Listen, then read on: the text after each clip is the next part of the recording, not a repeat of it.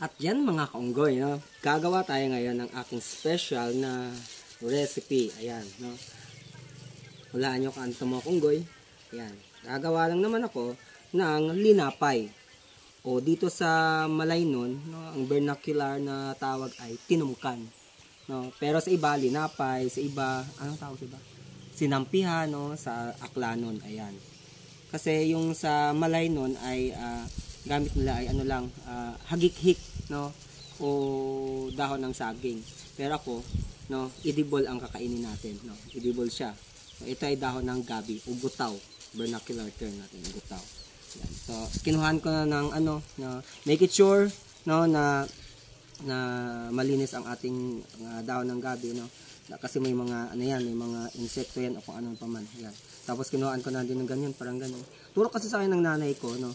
Kukuhanan daw ng dito at saka dito, no? Sa puno at saka sa dito sa pinakadulo niya. Hindi ko alam kung ano, para daw ano, hindi siya kakate.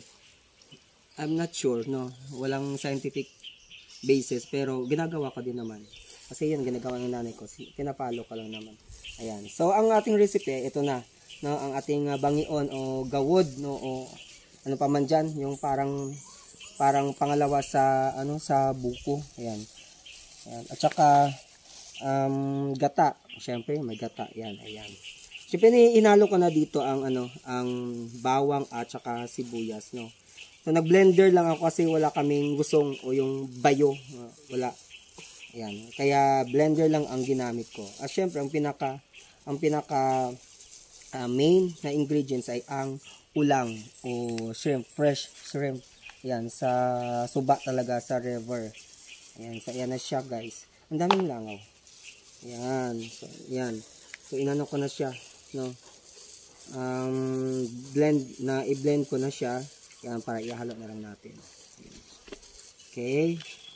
So, yun po. Ang tinatawag nating linapay o tinumkan o sinampihan. Ayan. So, nilagyan ko na din dito ng asin. Kaunting-kaunti lang na betchin. Ayan.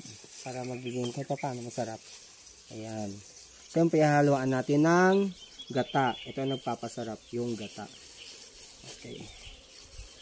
Ayan. Nilalangaw. Kasi nga, pasayan eh. Shrimp kasi. Make sure no?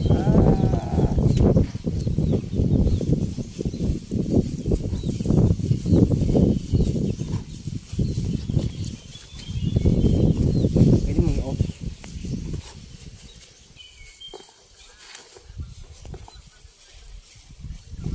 So talagang ano natin, equally divided, no, ang kanyang lasa. Kailangan natin siyang paghalo-haluin.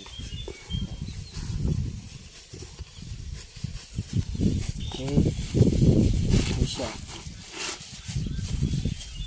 So, nilagyan ko ng kaunting ano, tawag nito, sili, para medyo kahit paano maanghang.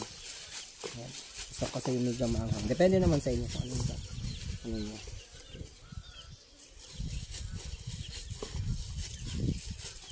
So, medyo kulang. Dagdagan lang natin ng konti. Yan. Ito yung nagpapalinamnam ng gata.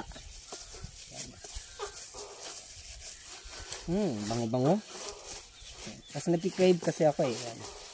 So, ayan. So, fresh talaga. Ang dami kasing ulang o shrimp. Kaya, sayang. Gumawa ako lang. Ayan. Ayan siya.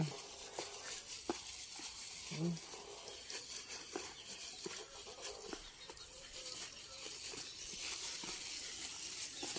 There you go. Ayan na po siya, no? Pwede natin siyang ilagay sa dahon ng gabi. Ayan. Kape muna tayo. Okay. So, may yung natira pa. Siyempre, lagay natin mamaya yan. Lagay natin sa isasabaw kasi natin, no, ang gata. Gata yung isasabaw natin. Yung iba, hindi nagsasabaw ng gata, no? Pero sa akin, talagang, sasabaw talaga yung gata kasi nga, malinam lang siya. Yan. Ito yung pag ano. So, yan yung mabuti ha. Yan lang siya. 3 lang, okay na yun? Okay? 3 o 2 is okay na. Yan. Yan siya. Yan, sakto. No? Isang ganito lang, solve ka na. O, di ba? Bongga. Ayan lang siya, oh.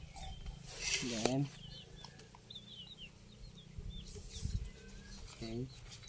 So, ayan. Kailangan mo siyang anong maputi. Ayan. Ganon. No? Patatalian natin.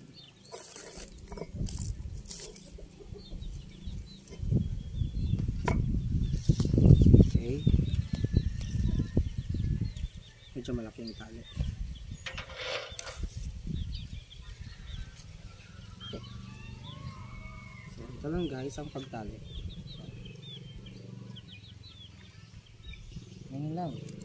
Okay. Tapos ibalik mo. Ayan. Ayan siya.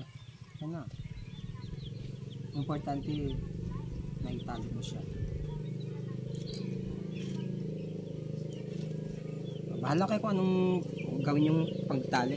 Basta't ako, importante merong ano. Kasi kinakain din naman, hindi naman siya binebenta. Ayan na siya. Okay?